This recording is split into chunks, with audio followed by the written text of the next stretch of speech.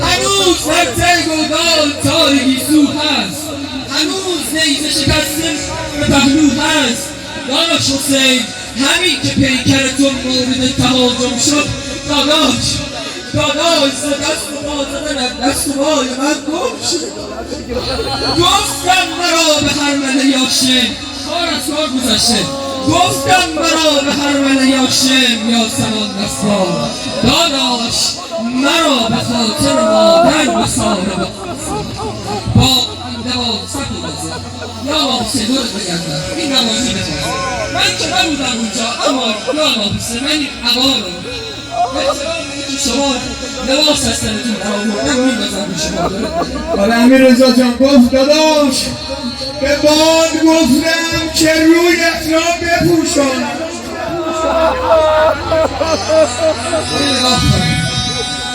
با خنده و تقدیر خنجر را گرفته، با خنده و تقدیر خنجر را گرفته، بر سینه اجزا را گرفته.